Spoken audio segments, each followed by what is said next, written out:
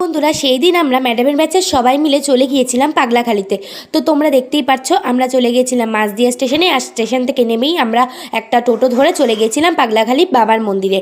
তারপরে তোমরা দেখতেই পাচ্ছ, আমরা একটা নৌকো করে চলে যাচ্ছিলাম বাবার মন্দিরে যাওয়ার উদ্দেশ্যে। তো আমরা নৌকো থেকে তারপরে নেমে গিয়ে, তো তোমরা দেখতেই পাচ্ছ নৌকোর চারপাশে কি সুন্দর একটা দৃশ্য ছিল, সেটা আমি তুলে নিয়েছিলাম। তারপরে আমরা সবাই মিলে চলে গেছিলাম মন্দিরে। দেখো মন্দিরের বাইরেটা কতটা সুন্দর ছিল। আর এই মন্দিরের ভেতরে কিন্তু অনেকগুলো শিবের মূর্তি ছিল, তো তার ভিডিওগুলো আমি আর বানাইনি। তারপরে তোমরা দেখতেই পাচ্ছ মন্দিরের চারপাশটা। তারপরে এটা হলো মন্দিরের ভেতরের প্রবেশ পথ। এখান থেকেই মন্দিরের ভেতরটা ঢোকা যায়। আর এই অপোজিট সাইডেই রয়েছে ভান্ডারা খাওয়ার জায়গা।